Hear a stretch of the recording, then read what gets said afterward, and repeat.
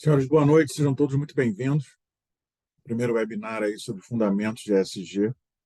Muito obrigado pela presença de vocês. Sou o Carlos Camargo, da Camargo Consultores Associados. Nós temos 23 anos de existência, a companhia já sólida. A minha carreira, eu acredito muito na questão sustentável. Toda a minha carreira na área de óleo e gás foi pautada na área de SMS e, consequentemente, posteriormente, sustentabilidade e ESG. Sou oficial de Marinha Mercante por formação, comandante de navios. Tenho 3 pós-graduações no Brasil, 2 fora, tenho um mestrado, alguns artigos publicados.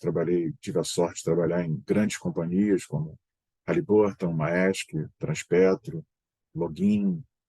Trabalhei no Ministério do Meio Ambiente também como consultor para a área de análise de risco e plano de emergência para projetos offshore e na Dupont. Então, sem mais delongas, eu vou procurar ser bem restritivo quanto à questão de horário, para que a gente possa atender aí ao que foi programado de tempo. Então, no início, a nossa agenda, eu vou falar sobre o Fórum Econômico Mundial de 2023. Na verdade, esse é o grande pontapé. O que está acontecendo no mundo hoje? O ESG, como ele está dentro do mundo e no Brasil especificamente. Vou abordar um pouquinho mais detalhado a questão do calcanhar de Aquiles do ESG. Na minha visão, na minha experiência, eu entendo que seja esse o grande calcanhar de Aquiles das companhias. E, por último, mas não menos importante, eu fecho com o C do ESG. Isso é uma experiência própria que eu tenho, que eu acredito muito que falta essa letrinha, ou melhor, essa letra C está incluída dentro do ESG e a gente não percebe. E, ao final, aqueles que ficarem até o final, a gente vai fazer um sorteio para um programa de 2 ou 3 sessões que eu possa ajudar na carreira profissional de quem deseja avançar na área de ESG. Então, sem mais delongas, esses são os top 10 riscos de 2023 do Fórum Econômico Mundial. Então, como vocês podem ver, pelo lado direito, pelo lado esquerdo, nós temos 2 anos de visão de riscos e os 10 anos estão à direita. Então, facilmente a gente vê 60% praticamente dos grandes riscos, dos 10 riscos identificados no Fórum Econômico Mundial, estão relacionados à mudança climática, ao meio ambiente. 20% mais ou menos deles na questão social e os outros 10% como crime cibernético. Então, o grande toada no mundo hoje é a questão das mudanças climáticas. E aí está tudo dentro de um grande arcabouço. O relatório de riscos globais de 2023 do Fórum Econômico é um documento baseado no resultado de pesquisa, uma pesquisa global chamada Pesquisa Global de Percepção de Risco. E isso tudo indica que nós teremos uma década de incerteza e bastante turbulenta. Há uma descalibração das políticas monetária e fiscal, que vai aumentar a probabilidade de choque de liquidez, sinalizando um período mais prolongado de crise econômica. Pô, mas o que isso tem a ver com ESG? Muita coisa. O 1% mais rico do mundo ficou com quase 2/3 de toda a riqueza gerada desde 2020. Estou falando de 42 trilhões de dólares. 6 vezes mais dinheiro que 90% da população global. Então, na última década, esse mesmo 1% ficou com cerca de metade de toda a riqueza criada. Pelo menos, pela primeira vez em 30 anos, a riqueza extrema e a pobreza extrema cresceram simultaneamente. O John Scott, que é um chefe de risco e sustentabilidade do Zurich Insurance Group, no fórum, ele fez uma informação interessante, que eu destaquei aqui um texto. Ele fala o seguinte: a interação entre impactos de mudança climática, perda de diversidade, segurança alimentar e consumo de recursos naturais é um coquetel perigoso. Sem uma mudança política significativa ou investimentos, essa comunicação apressará o colapso do ecossistema, ameaçará as ofertas de alimentos, amplificará os impactos dos desastres ambientais e limitará novo progresso da mitigação climática. Se acelerarmos a ação, ainda existe uma oportunidade no final da década de alcançar uma trajetória de 1,5% de grau, 1,5 graus de centígrado de redução e abordar a emergência da natureza. O recente avanço da tecnologia implementada na questão renovável de veículos elétricos nos fornece bons motivos para sermos otimistas. Então, essa fala dele nos dá alguma esperança e um certo receio. Receio por quê? Porque se os banqueiros estão preocupados com a questão do clima, é porque a situação realmente é preocupante. Que banqueiro está interessado em grana. Se ele chegou a ficar preocupado com o meio ambiente, tem alguma relação quanto a isso aí. É isso que a gente vai ver um pouco de mais detalhes. Em seguida, eu separei uma série de notícias sobre ESG do último ano que só demonstram, só confirmam o início da minha fala. O mundo hoje passa por esse realinhamento. As questões climáticas deixaram de ser bandeira do Greenpeace, daquele pessoal que abraça a árvore, né, que pinta o rosto e, e briga pela não caça mais de baleias. Não que isso não seja importante, e muito faz necessário, porque é a biodiversidade do planeta. Mas eu estou indo numa questão além. Isso começou a gerar problemas para nós, humanos, seja nos bens de consumo que nós temos, seja na vida que como nós levamos. Há uns 2 séculos atrás, o escocês Adam Smith cunhou uma expressão muito interessante que ainda se faz valer até hoje. Ele dizia que há uma mão invisível que regula o mercado. Isso foi em 1723, ele nasceu, deve ter sido em 1780 que ele falou. Ele é um expoente do dominismo escocês e marcou o século XVIII. Então, isso ainda está ainda em voga ainda hoje. Essa mão invisível, ela regula o mercado. E o mercado começou já a pender para esse lado ambiental já há algumas décadas. Infelizmente, no nosso país, isso é novo. E eu lamento informar para vocês, mas o ESG é velho, não tem nada de novo. Pelo o entendimento que as pessoas que comentam disso há mais tempo têm, o ESG completa 20 anos agora em 2024. Então, chegou no Brasil com algumas décadas de atraso. Mas nunca é tarde para que a gente possa mudar. E, por incrível que pareça, a situação no país vem mudando de uma forma muito expressiva. No atual momento, as demandas que hoje existem estão focadas em três grandes dimensões, perdão. O meio ambiente, a responsabilidade social ambiental e a governança. Estes, por sua vez, vão se materializar em 4 grandes blocos de riscos: social, climático, híbrido e carbono. Tá, mas como é que é isso? Risco social é a possibilidade de ocorrência de perdas para a instituição, que são ocasionadas por eventos associados à violação de direitos, garantias fundamentais ou mesmo atos lesivos a interesse comum. Por exemplo, assédio, questões de corrupção, a questão de racismo, a violação de dados e informações sigilosas. A questão climática, que é o risco climático, ele vai se dividir em dois: transição e físico. Então, para ser bem específico, é a possibilidade de ocorrência de perda para a instituição ocasionada por eventos associados ao processo de transformação para uma economia com baixa emissão de gases. Ou seja, vai ser desprendido um grande volume de capital para que a gente possa evoluir em equipamentos com baixa emissão de carbono e, consequentemente, que afetem menos a mudança da temperatura na Terra. Então, esse risco é hoje considerado e bastante viável de acontecer. O risco hídrico é toda a questão da escassez da água no próprio consumo, seja para bens de consumo, seja para a indústria de transformação, por exemplo, a siderúrgica necessita muito de água, e o risco carbono, que é justamente a questão do efeito estufa e as suas consequências mais variadas. Aí eu peguei aqui alguns exemplos para deixar isso mais claro. Antes disso, eu queria só fazer um preâmbulo. Como eu falei anteriormente, o mundo hoje passa por uma grande transformação e muito rápida. Então, para que se tenha uma ideia, embora tardiamente, a CVM, que é a Comissão de Valores Mobiliários no Brasil, instituiu legislações próprias para ESG no Brasil. A SEC, que é a Security Exchange Commission, que é a CVM americana, ela já está nisto há mais de 40 anos. Então, a gente tem, de novo, um grau de defasagem nesse processo, mas nós estamos correndo atrás e tirando essa diferença. Lamentavelmente, hoje no país tem aproximadamente 17 profissionais de meio ambiente presos por crimes ambientais, isso relacionado intimamente à questão de ESG, ou seja, da nossa legislação restritiva, e de profissionais de segurança do trabalho, são em torno de 4.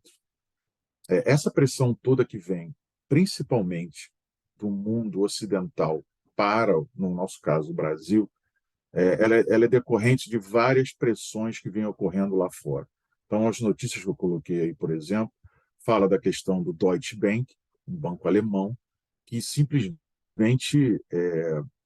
vamos colocar assim, prestou informações não precisas sobre os seus fundos de investimento. O Goldman Sachs, que é outro gigantesco americano, está sob investigação da Procuradoria-Geral da República Americana.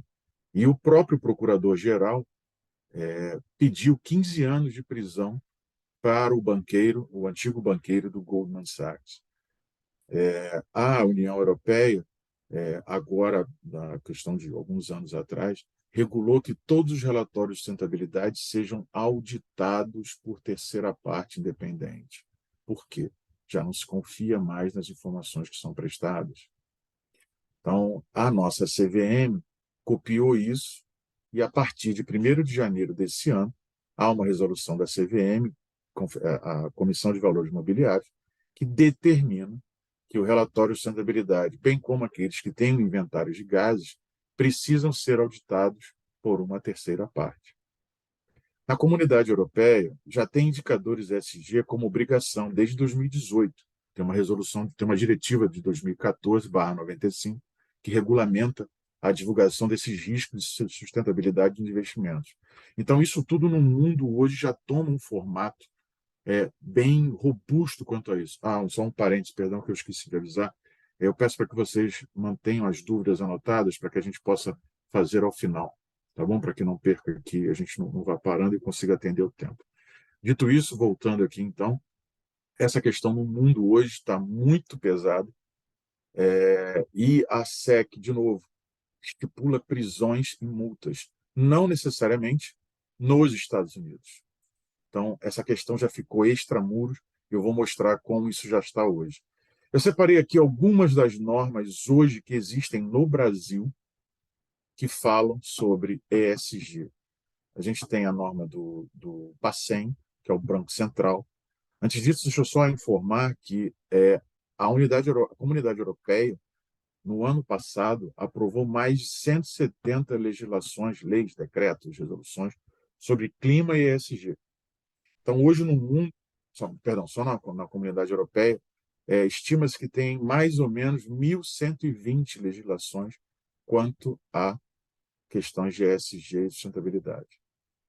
Dito isso, voltando à questão aqui do Bacen, que é o Banco Central, essa resolução 139, ela fala que deve cobrar dos clientes relatórios de risco e oportunidades sociais, ambientais e climáticas, incluindo na sua materialidade, e que apresentem ações, gestão de risco, né, que deve ser divulgado. O que é materialidade, se fala tanto em ESG? Materialidade nada mais é do que a identificação dos riscos do negócio, que são a identificação dos riscos que têm mais relevância para o negócio. Não quer dizer que os que não têm relevância não vão ser tratados, mas são os que têm mais relevância. Os outros todos vão entrar numa outra planilha, que eu vou falar mais à frente, que é a planilha de gestão de riscos socioambientais.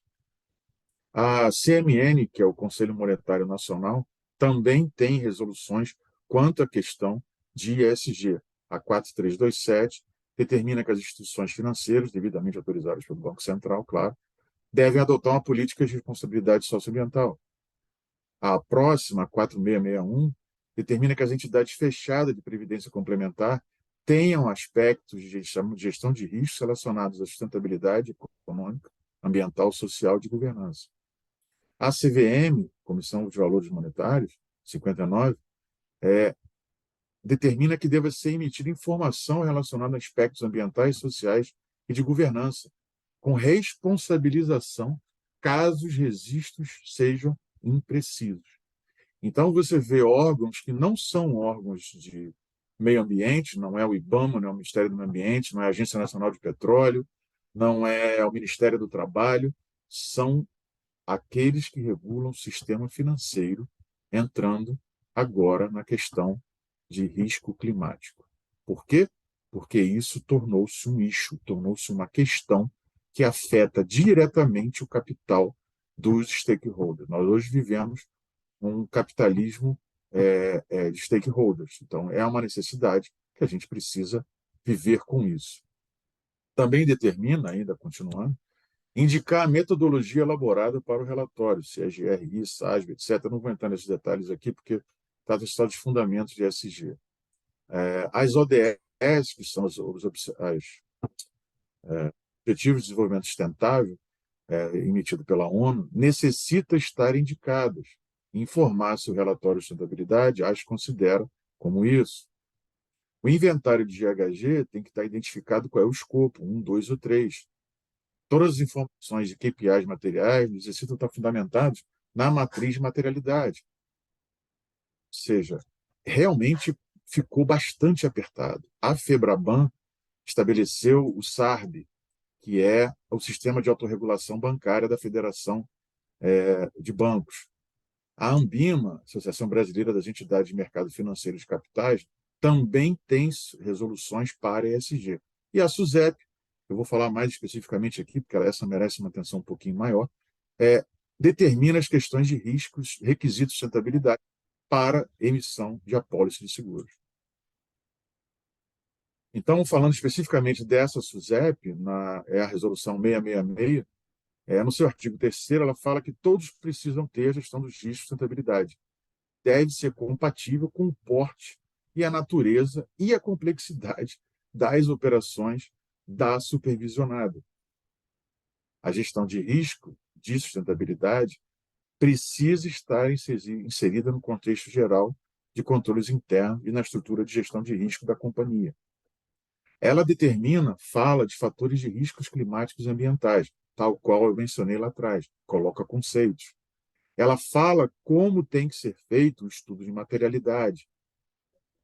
O estudo deve ser reavaliado no mínimo a cada 3 anos, ou sempre que houver alteração do perfil de risco da supervisionada. Os riscos passam a ser classificados como? Pela probabilidade, na resultante de probabilidade e impacto, sendo caracterizados em toleráveis e intoleráveis. Há necessidade de divulgação de público externo. Então, essas questões todas começam a ficar cada vez mais restritas e cada vez mais discricionárias. É necessário que seja feito. Resolução do Conselho Monetário Nacional, vinculado ao Banco Central, fala sobre gerenciamento contínuo integrado de riscos, fala sobre perfil de riscos. Isso é algo que somente os analistas de risco comentavam anteriormente, o pessoal de operação. Isso está numa norma do Conselho Monetário Nacional, vinculado ao Banco Central. Então, os banqueiros agora tratam isso de uma forma completamente diferente do que era alguns anos atrás. E há, inclusive, a necessidade de uma declaração de apetite dos riscos que a companhia tem. Na outra resolução, ele fala de perfil de riscos novamente e fala que o Comitê de Responsabilidade Social, Ambiental e Climática, que precisa ser criado, necessita estar vinculado ao Conselho de Administração. Então, veja a complexidade, a profundidade e a gravidade que essas ações repercutem na companhia. Ou seja, não há mais espaço para, ou melhor, não é uma certificação que você vai ser avaliada, vai tirar uma nota, coloca no bolso e acabou. Não, ela passou a ser um modus operandi, uma forma das companhias trabalharem daqui para frente. Aquelas que não perceberem isso não vão sobreviver a essa década de incertezas e instabilidade que a gente vai passar.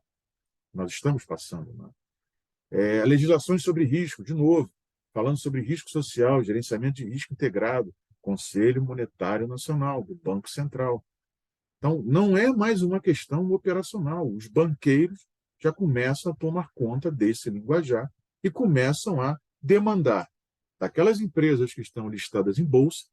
E aí, por incrível que pareça, saiu uma informação, se não me engano, da Fiesp essa semana, da Firjan essa semana, que das todas as empresas listadas na Bolsa, que são 186, se não me falha a memória, 60% delas, 60% delas não consideram a água como um risco climático.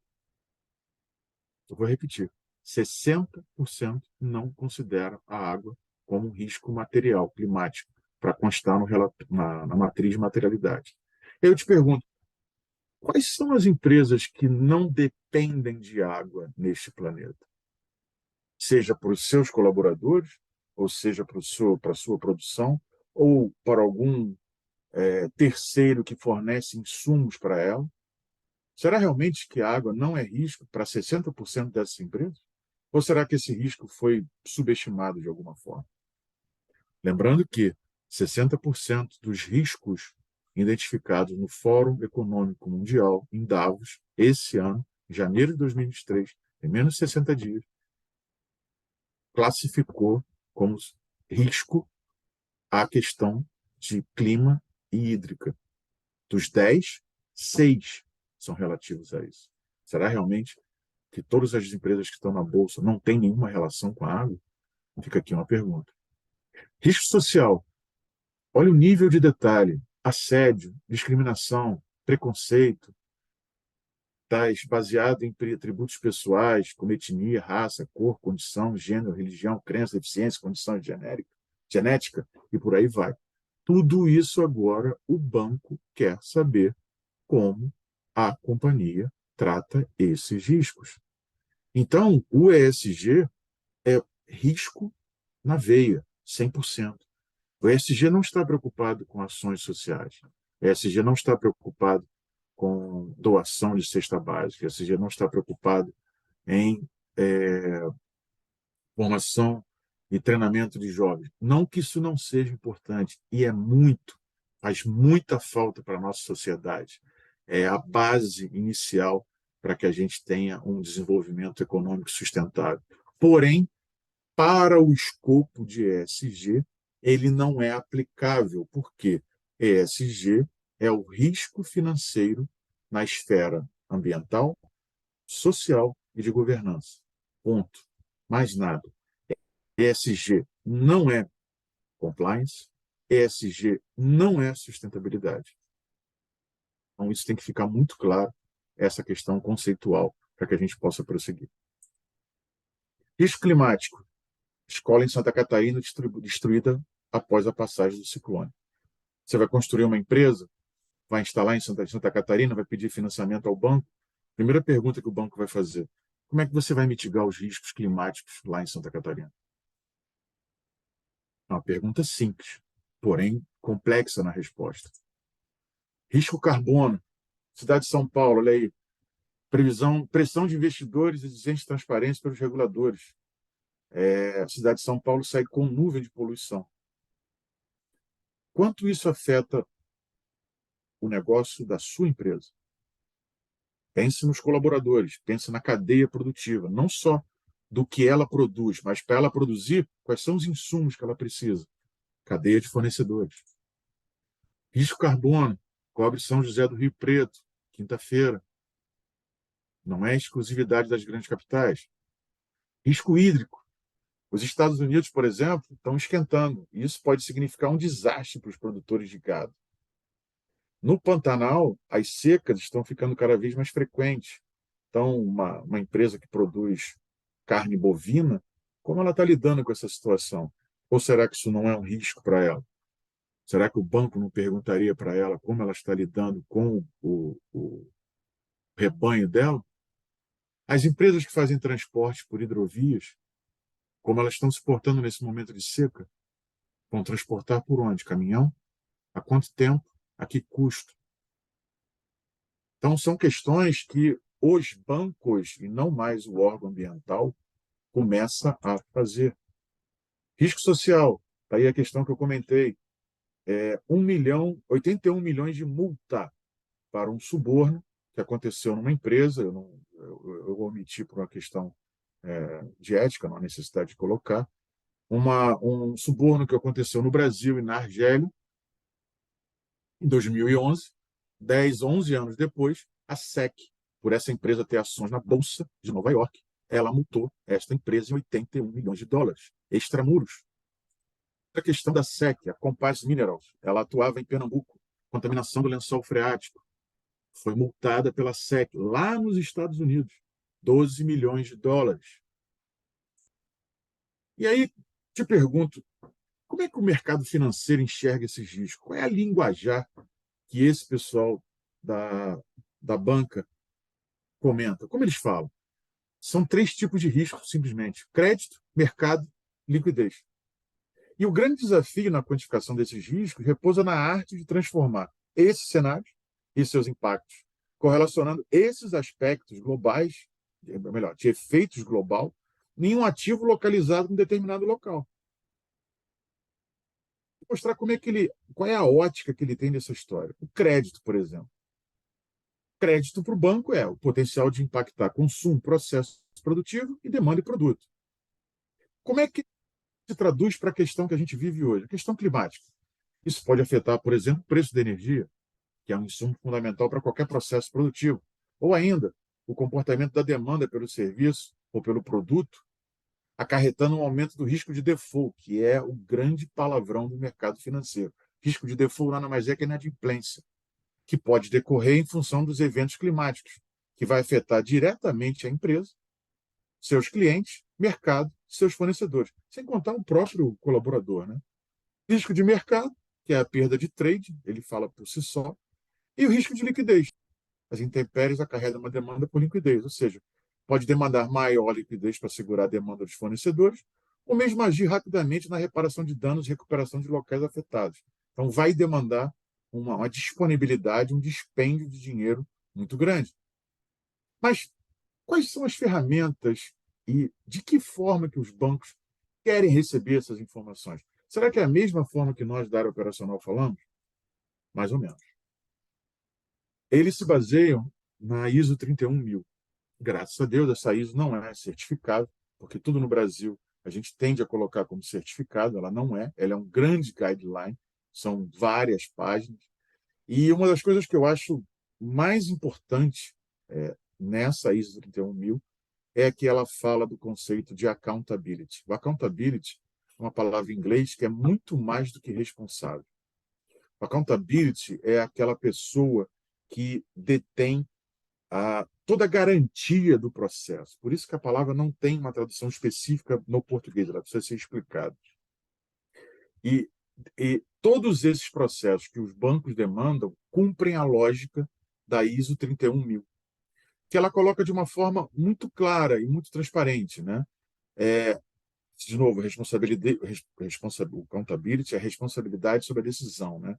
Então, eu vou te dar um exemplo para ficar mais claro. Você imagina aquele estudo de risco que está sendo feito, toda a área operacional, a área de RH, o pessoal da planta, ou os comandantes, caso de navio, o pessoal da operação da siderúrgica, todo mundo sentado discutindo, aí levanta um risco que é o fornecimento de água, da tubulação, que tem mais de 60 anos, precisa ser trocada, aí aparece uma figura na reunião e fala assim, não se preocupe não, pode colocar esse risco como tolerável, porque daqui a 3 meses nós vamos já ter evidência, nós vamos trocar toda a tubulação. Aí todo mundo, ok, tal, risco tolerável. Agora você, qual é o seu nome mesmo? É Antônio, ok, Antônio, gerente de financeiro. O Antônio, gerente financeiro, assegura que daqui a 3 meses tem que estar registrado. Esse é o accountability.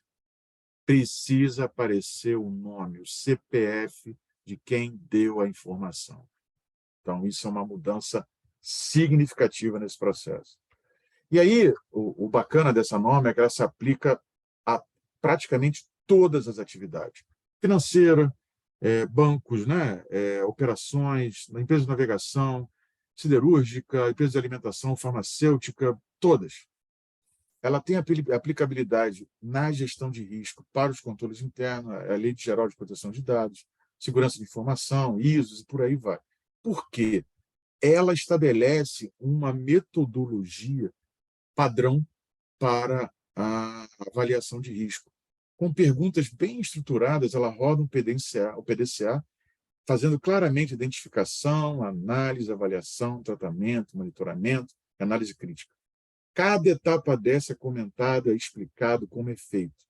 Então, nessa sessão, principalmente de princípio de estrutura, esse coração, ela deixa isso de uma forma muito clara e destaca nessa seta que eu coloquei, pode passar um pouco desapercebido, que é a comunicação e consulta.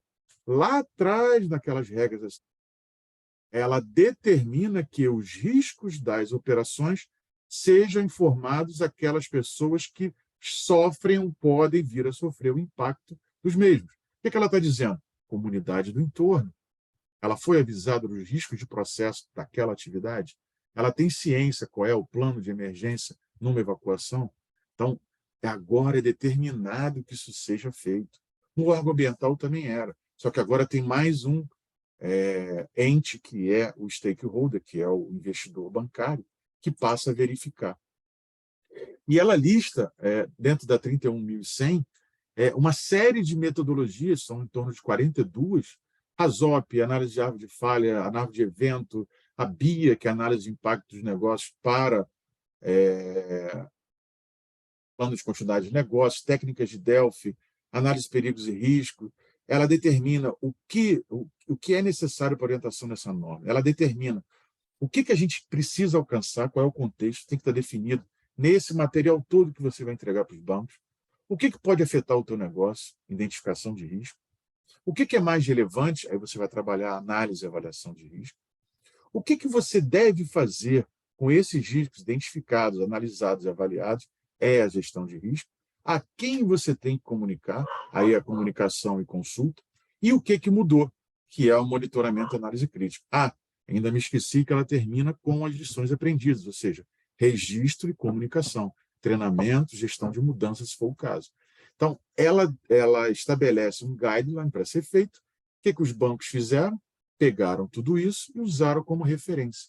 Então, tornou-se uma norma brasileira, a ISO 31000, que é usada como padrão. Você pode fazer diferente? Pode, por sua conta e risco. Eu trago aqui essa situação curiosa. Durante muitos anos eu falei sobre o cisne negro, e essa Michelle Vulker, que é uma jornalista, escreveu esse livro, que é um livro muito interessante, eu vou falar aqui rapidamente, que é o Rinoceronte Cinza. Alguns anos atrás, ela teve ciência de um safari que foi feito na África, onde 25 pessoas que estavam dentro de um carro, aqueles carros que fazem safari na África do Sul, nas reservas, desceram do carro, a despeito de todas as recomendações para que não o fizesse, para tirar a fotografia do rinoceronte cinza. Rinoceronte cinza, para quem não sabe, é um mimo de quase 2 toneladas. Ele atinge mais ou menos 20, 30 quilômetros por hora, e ele tem um grave problema: ele não tem freio ABS. Então, para parar esse bicho, realmente é muito difícil. Ele tem uma visão restrita, aproximadamente 20 metros, mas ele tem um olfato bastante aguçado. E ele viu os flashes desses 20 indivíduos que desceram do carro, fez aquele gesto igual de desenho animado, passou a pata no chão, bufou e saiu correndo. E as pessoas ainda continuaram tirando fotos. Resultado: 18 foram atingidos pelo rinoceronte e alguns deles vieram a óbito. Acho que 10 ou 12 morreram.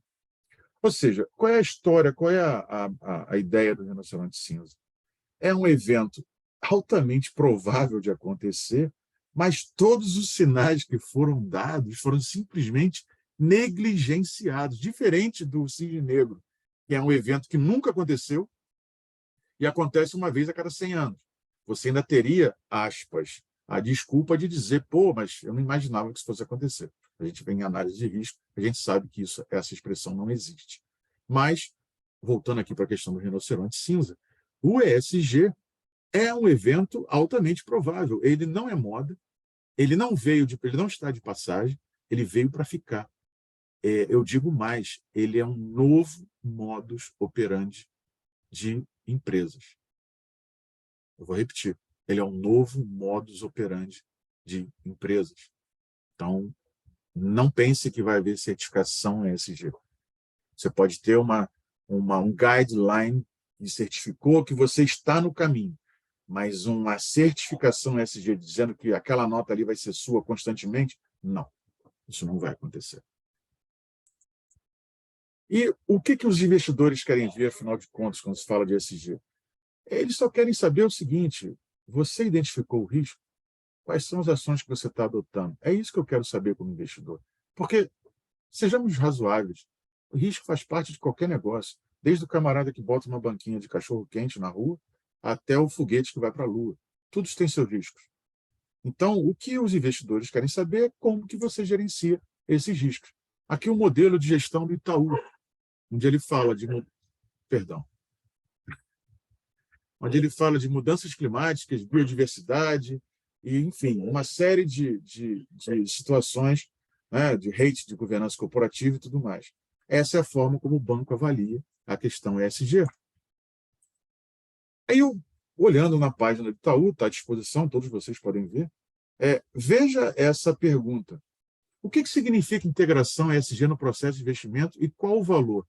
Aí o Itaú responde assim: analistas cientes do impacto financeiro de questões ESG podem tomar melhores decisões de investimento.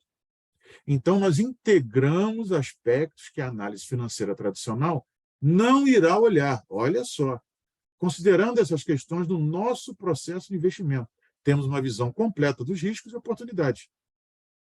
Ou seja, ele avalia a questão ESG nas empresas que ele está indicando para os clientes dele, para a aplicação na bolsa. Olha a outra pergunta. Pode dar exemplo de diferencial que o modelo de integração trouxe na construção? Nosso modelo antecipou, por exemplo, uma possível perda de licença por uma empresa por conta do nosso monitoramento de reclamações de consumidores, mapeadas através de dimensão social.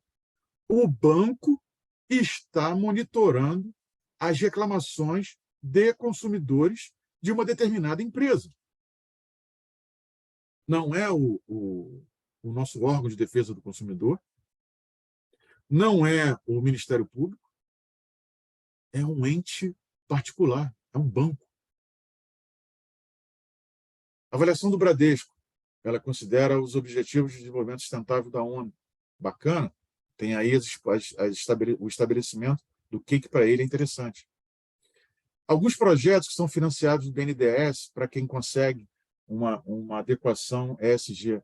Para você ter uma ideia aqui, tem juros de 0,9% ao ano a 3,5% ao ano, quando os juros da casa própria agora está em 11, 11,5%, talvez 12%, e a taxa Selic está 13,5%.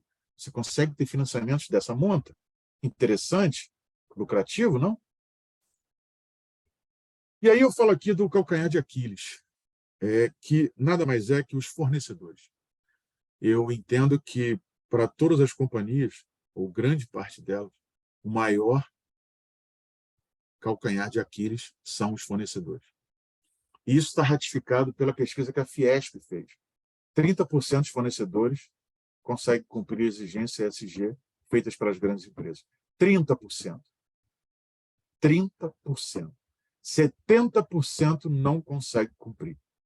Aí eu te pergunto, qual será o risco que esses 70% estão gerando para as empresas? Exemplo do Aterro Mantovani, depois vocês colocam aí no Google. Aterro Mantovani, na década de 90, era um aterro em São Paulo, licenciado pela CETESB. Várias companhias grandes de óleo e gás, não precisa citar aqui o nome, usavam o aterro para despejo. Um belo dia, a comunidade no entorno do Aterro Mantovani constatou que a água estava contaminada, ou seja, o aterro, o solo percolou, ou seja, a água desceu pelo solo, o chorume, né, do lixo, desceu pelo solo, contaminou o lençol freático. O aterro Mantovani foi processado pelo Ministério Público, a multa foi estabelecida de algumas dezenas de milhões, e o Mantovani, que era o dono, se declarou insolvente, ou seja, não tinha dinheiro para pagar. O que o Ministério Público fez? Identificou todas as companhias que lá mandavam rejeitos e rateou pela quantidade de lixo que eles mandaram. O argumento foi: as empresas não foram diligentes em identificar esse risco. O que é ser diligente? Você fazer além do que a lei manda. Mas eu mandei para um aterro licenciado. Mas você verificou? Você foi auditá-lo quantas vezes? Você visitou o local? Você sabe se ele está recolhendo fundo de garantia? Você sabe se as empresas que lá estão, as pessoas que lá estão, tem trabalho análogo à escravidão? Você sabe se as mulheres têm horário para sair para ir ao banheiro, ou o banheiro é só uma vez por dia, como há denúncias em algumas empresas nesse país? É de se pensar. Perdão. Então, riscos a serem avaliados. Não execução de autoria periódica, como eu falei, a Lei Geral de Proteção de Dados, trabalho análogo à escravidão, racismo, assédio, são os riscos dentro dessa situação, que, para mim, é a mais problemática, é o que tem o maior risco. Falando da origem do ESG rapidamente, a questão toda ambiental nos Estados Unidos começou em 1962, com essa senhorinha, a Raquel Carlson, que era uma funcionária pública do órgão de caça e pesca, não me lembro agora aqui a cidade. Ela começou a fazer estudos por conta da contaminação do DDT, pesticida, nos pássaros. De cada 4 ovos, 3 tinham a casca mais fina. Isso começou a gerar um desequilíbrio na área. Ela estudou, produziu um livro chamado Silent Spring, que é um ícone nesse aspecto, e a partir daí que começou essa discussão da criação de uma agência ambiental que não tinha nos Estados Unidos, e anos depois foi criada a EPA, Environmental Protection Agency. Então, essa questão toda ambiental começou lá atrás com a Raquel Carlson. Na década de 70, o economista norte-americano, o Milton Friedman, apresenta uma teoria famosa no livro que falava que a responsabilidade social dos negócios é aumentar seus lucros. Eu não tenho responsabilidade social nenhuma. Gerou uma discussão terrível, ele foi amplamente questionado por essa questão, porque, afinal de contas, entende-se que as empresas têm um papel social, e realmente têm, no mundo de hoje. Então, essa discussão vem acontecendo agora no campo social, de governança. Década de 80, o conceito ESG cresce com a questão do apartheid na África do Sul. O governo americano emite um decreto, Comprehensive Anti-Apartheid Act, onde estabelece que vedava, praticamente qualquer investimento naquele país. Em 1992, as Nações Unidas se reúnem no Rio de Janeiro, a famosa Rio Eco 92, o Earth Summit, 154 países, e começam pela primeira vez a tomar ações, propriamente dita, globais para os impactos ambientais. Em 1994, John Elkington publica o famoso livro, também outro ícone, você consegue baixar o PDF gratuito na internet, Cannibal with Forks, onde ele apresenta para o mundo o triple bottom line, que era o conceito econômico, lucro, prosperidade, e o planeta ambiental. Eu botei aqui do lado, você vê que era um precursor, digamos assim, um ensaio, um rascunho do que viria a ser o ESG.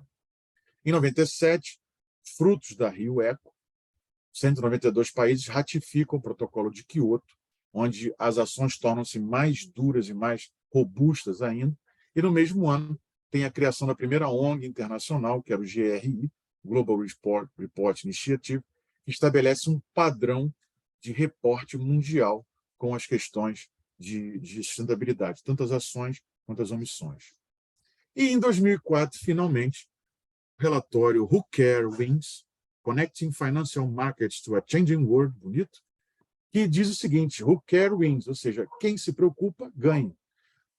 O Global Compact, usando o International Finance Corporation, que é um órgão do Banco Mundial, cria o primeiro grande guideline, onde é mencionado as letrinhas, as famosas letrinhas ESG, para guiar as corporações que assim desejarem, para que efetivamente consigam ter projetos sustentáveis. Então, a data efetiva é 2004. Então, como eu falei anteriormente, ESG vai fazer 20 anos, já serviu o Exército, vai completar agora em 2024.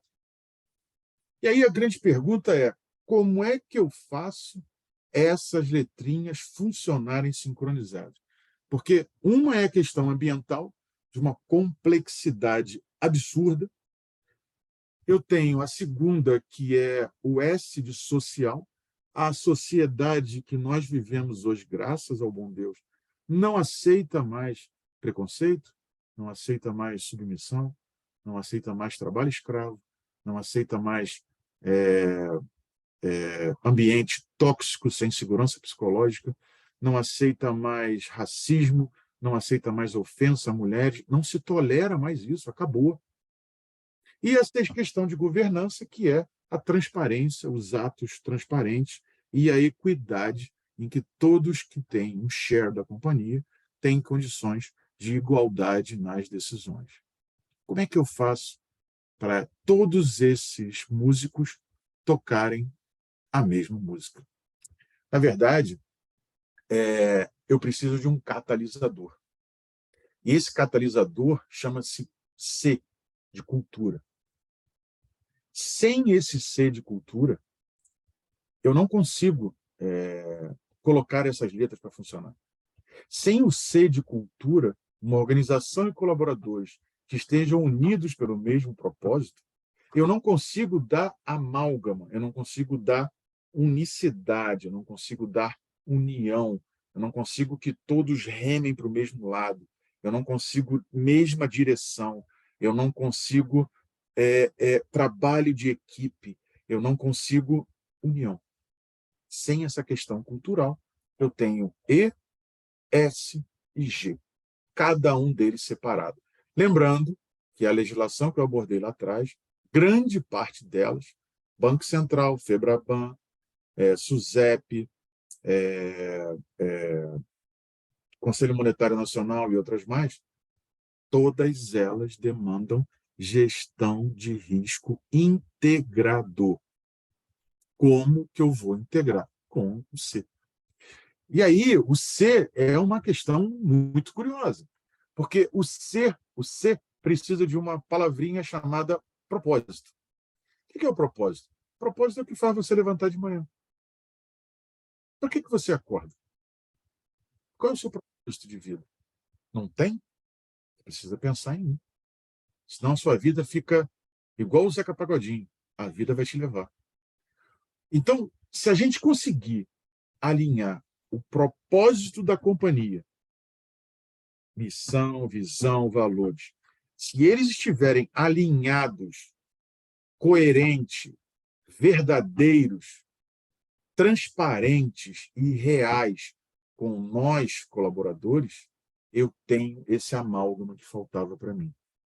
Só que ele precisa ser verdadeiro, porque as pessoas percebem quando alguma coisa é falsa.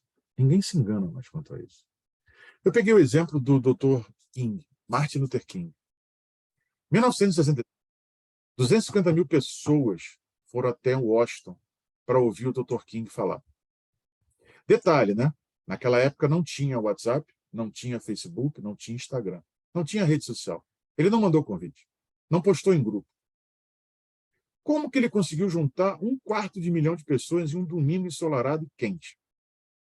Certamente, eu acredito, o Dr. King não era o único homem da América, grande orador, e também não foi o único homem da América que sofreu discriminação racial, por ser negro, né?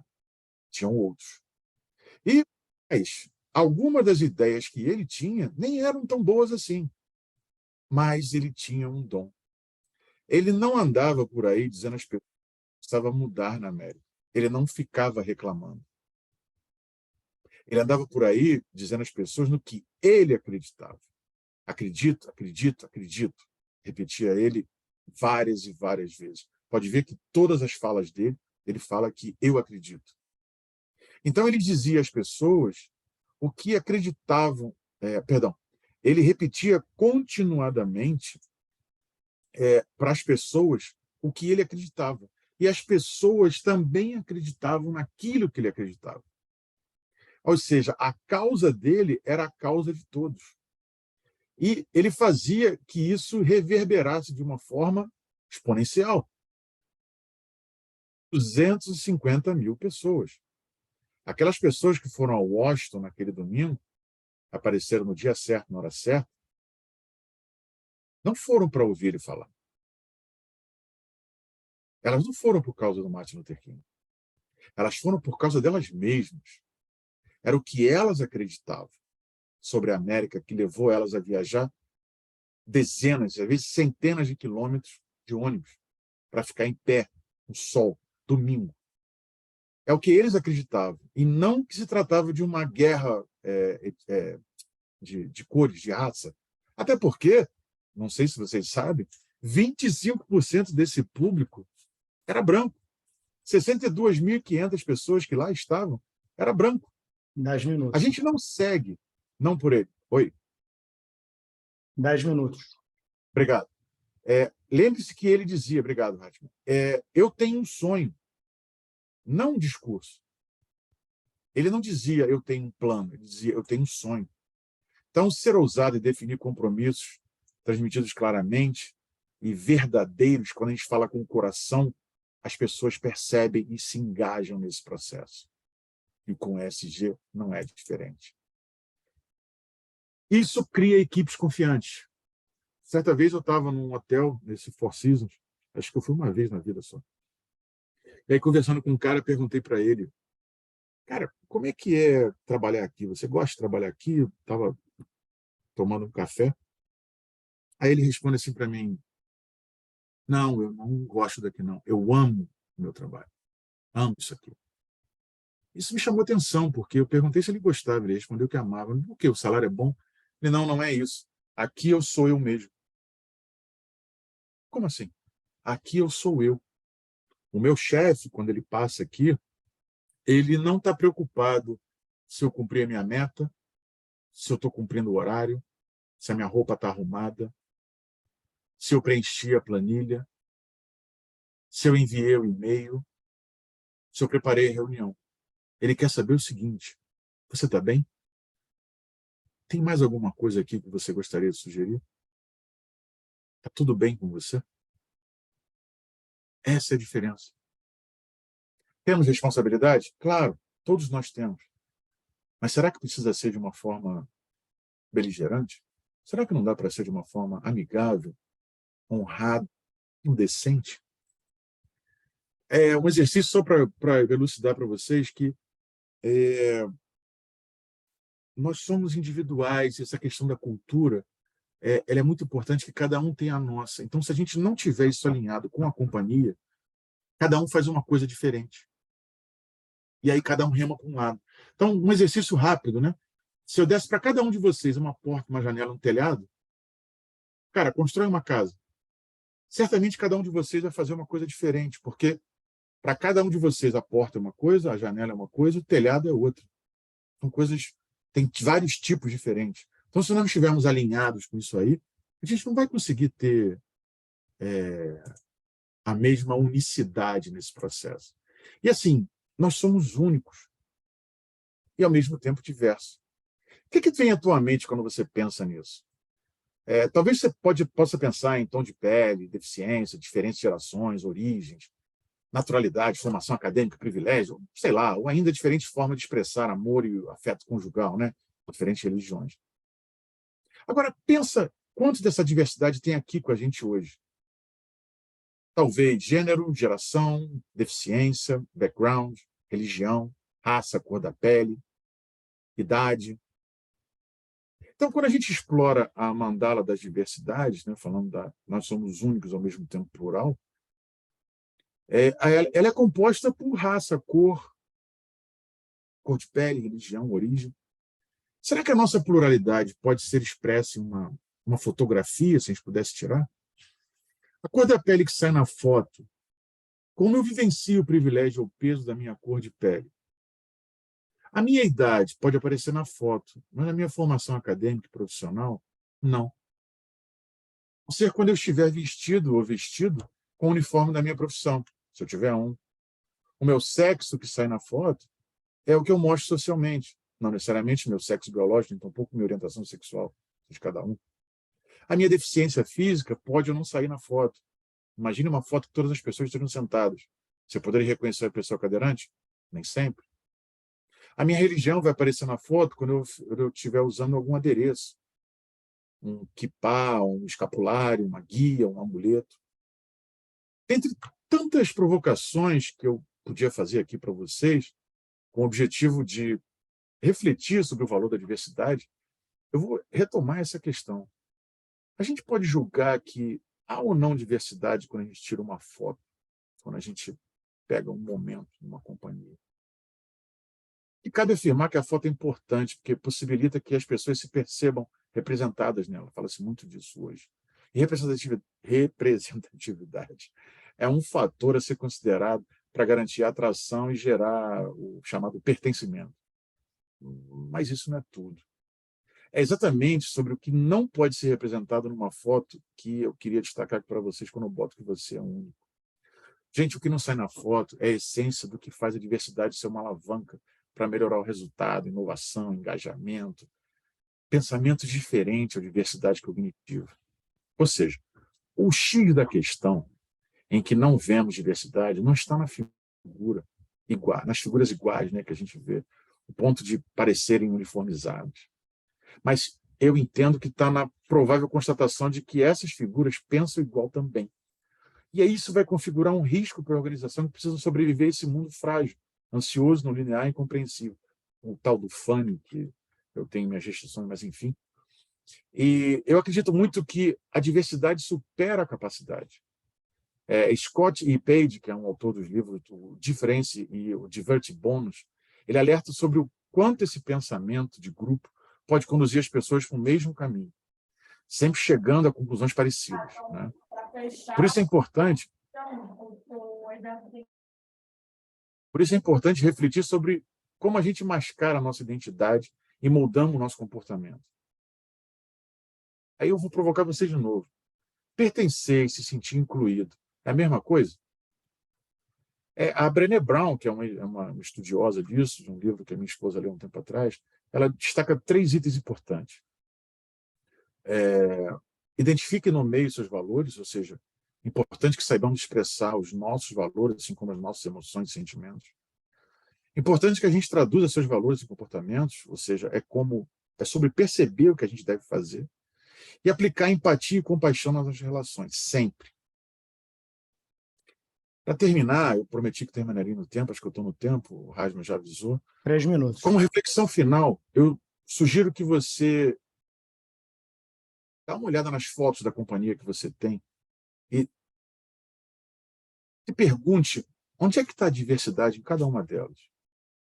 Se a gente puder concluir que a diversidade cognitiva que não aparece na foto tem um peso incalculável nessa equação, então a gente tem grande chance de entender que o valor da diversidade está em permitir que grupos sejam formados por pessoas diferentes, embora não sejamos únicos. É interessante isso. E a gente possa se expressar e construir coletivamente, usando as diferentes ferramentas ou recursos que cada um de nós traz na sua bagagem, que é individual, que é única e, ao mesmo tempo, é plural. Tudo isso em prol de um coletivo. Então, eu termino aqui com essa mensagem. Eu acredito muito nisso. A Camargo Consultores é uma companhia que o nosso propósito é influenciar e guiar as empresas para projetos sustentáveis que sejam rentáveis, produtivos, sustentáveis e benéficos a todos nesse mundo. É isso que a gente acredita. Muito obrigado, uma boa noite para todos. Vou aguardar aí as perguntas de vocês. Obrigado. Obrigado, Carlos. Quem quiser fazer alguma pergunta, eu vou dar ordem de precedência aqui para quem levantar a mão aqui pelo Zoom primeiro. A gente está gravando, se tiver vergonha de aparecer, é só deixar a câmera fechada, se não, pode fazer a pergunta com a câmera aberta. Começar com a primeira pergunta, Carlos. Você mostrou para a gente alguns planos, tanto do Itaú como do Bradesco.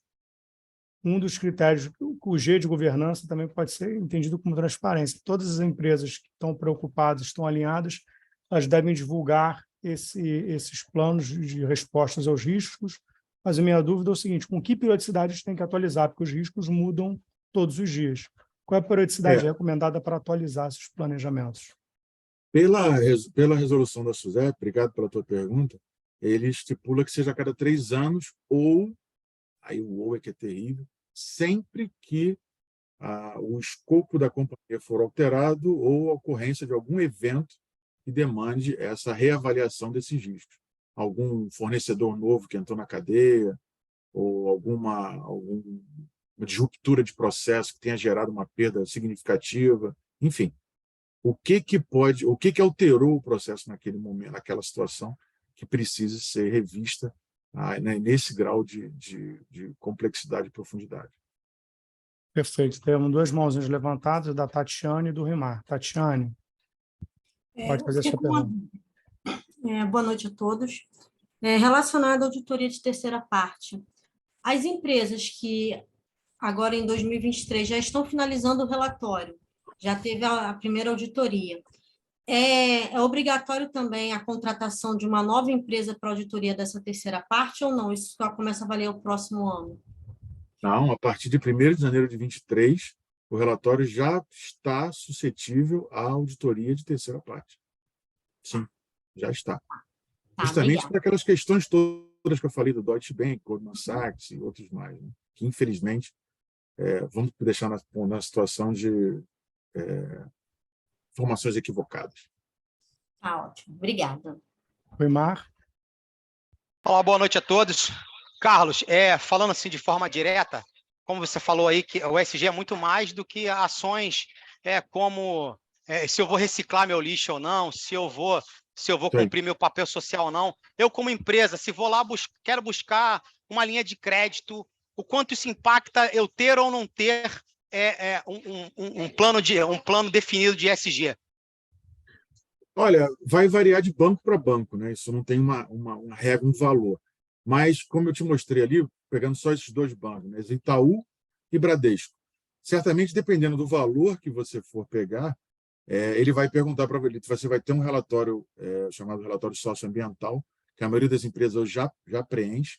Ele vai perguntar para você, Rimar, como é que é o teu negócio, quais são os teus riscos, como é que está mapeada a sua cadeia de fornecedor, se você compra peça, de onde vem, para onde vai, como é que você recicla, teu fornecedor qual é um só vem da Ásia. Ele vai querer mapear isso tudo e perceber de você o quanto você conhece os riscos do teu negócio, primeira coisa que ele quer saber, e a segunda, são só duas perguntas. Como que esses riscos você está tratando? Se está certo ou errado ou não, ele pode vir a questionar, mas o mais importante para ele é, bom, beleza, o Rimar tem isso claramente identificado para ele, está mapeado, ele está tomando conta, pô, é um risco que vale a pena a gente tomar, está bem identificado, está bem sólido.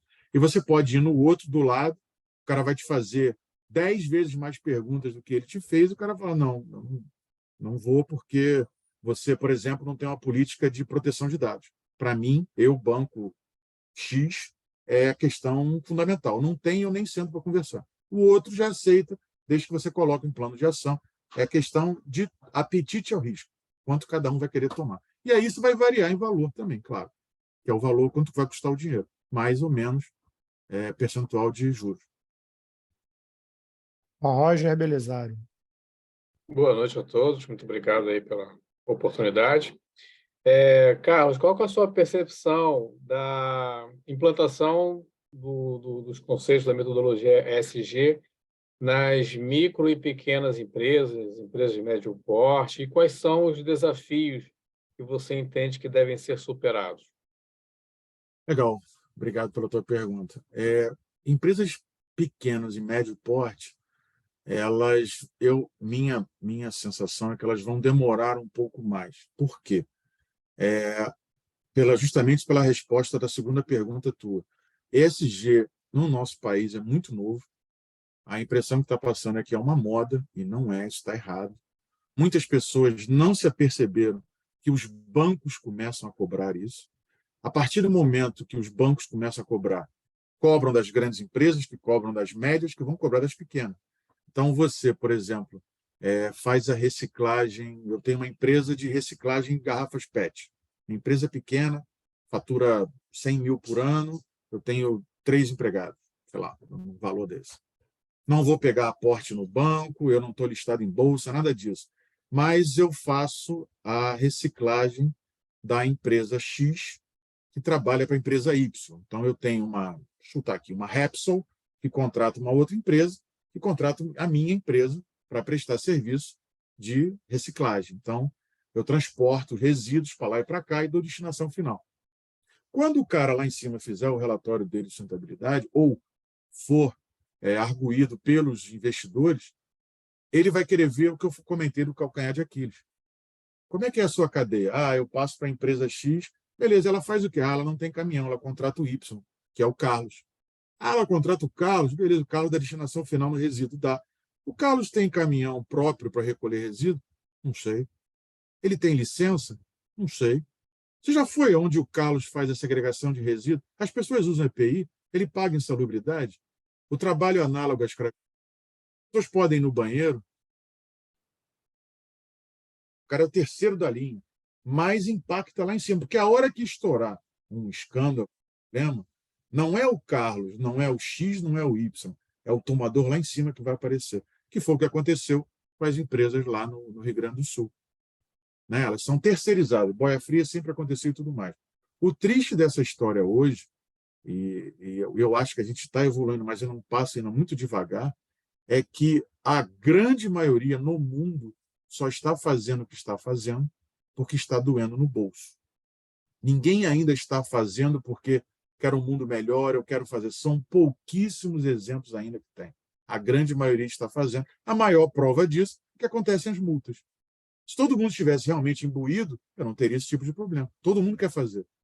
Mas não, precisou os bancos, os órgãos ambientais não conseguiram, precisaram os bancos entrarem para fazer esse tipo de trabalho. Então, respondendo à tua pergunta, acho que as pequenas e médias elas vão levar um tempo maior para aprender isso. Mas no momento que ela entender, ela tem um potencial de crescimento. Isso é uma curva exponencial, uma síndota, né? Ramo de parábola. Vai direto para cima. O consumidor também pode ser outro alavanca para o consumidor, sim. Como A partir do momento que ele demanda... As informações são publicadas na internet para todo mundo. Eu posso optar por não comprar mais serviços ou produtos de uma empresa que não é socialmente responsável ou ecologicamente responsável. Né? Eu acho que essa geração mais nova aí, a garotada mais nova, é muito ligada nisso. E provavelmente, como você falou, uma alavanca para o ESG vingar no Brasil veio dos bancos, mas eu acho que a próxima geração vai vir dos próprios consumidores. Vai comprar essa história. Você viu lá o que eu coloquei? Levantada também, tá? Só um instantinho, Márcio, só completar aqui a resposta do Ragnar.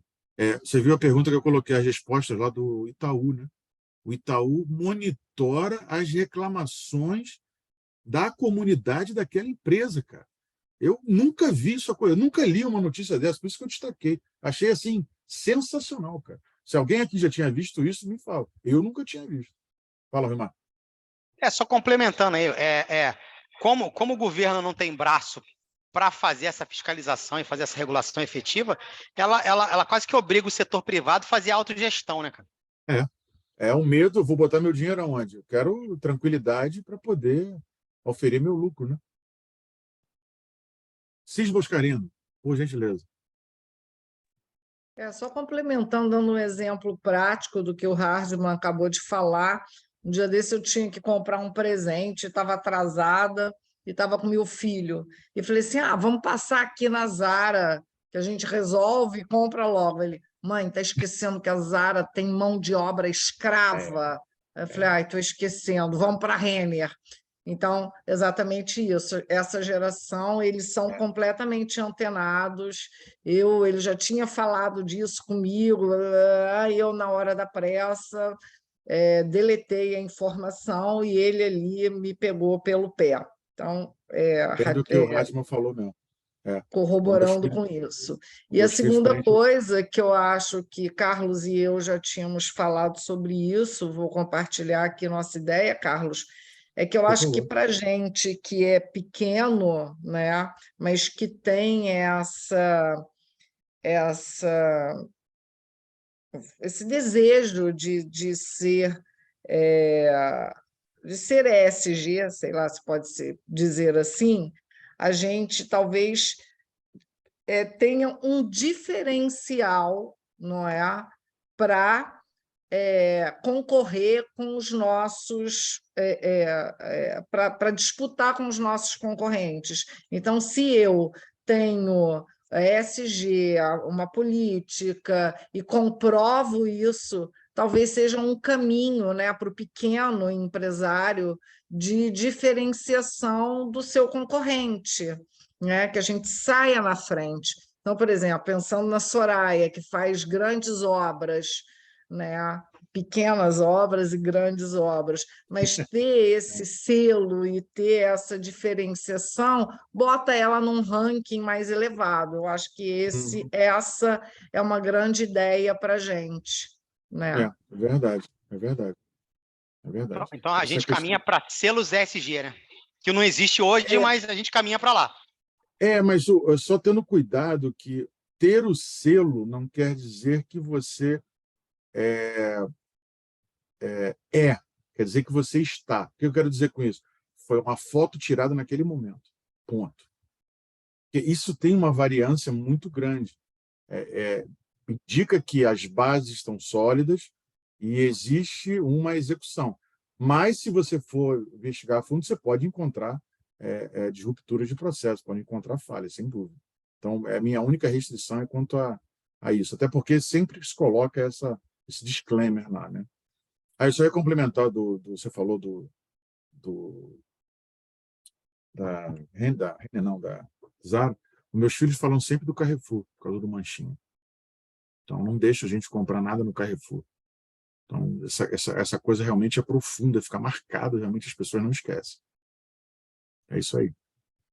A CIS falando aí de como fosse um diferencial competitivo, mas eu vejo para a próxima geração mais pesado do que isso. Eles não querem comprar de quem não tem um plano bem montado e bem executado, porque botar no papel é uma coisa, executar é outra.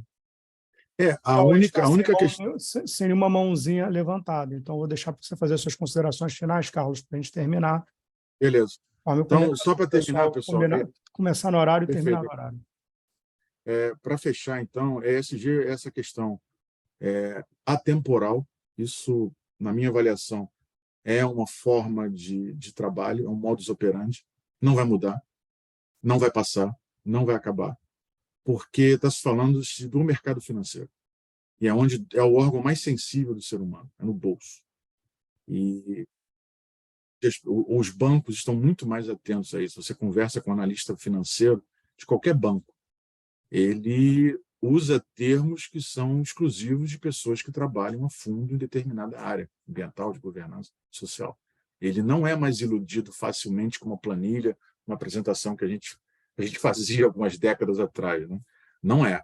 Você vai suar para poder explicar para a pessoa. E o cara vai perguntar. E ele sabe o que está perguntando, porque com a ISO 31000 ele tem um roteiro a seguir. Então, ficou mais fácil cadenciar para isso. Gente, esse é só o primeiro de uma... Quem tiver dificuldade de implementar esse ISO 31000, Carlos Camargo está aí à disposição para apoiar. Por favor, os telefones estão aí à disposição. Está o e-mail aí à disposição também. Eu tenho total disponibilidade. Muito obrigado pela presença de vocês. Nós faremos outros com mais profundidade ainda.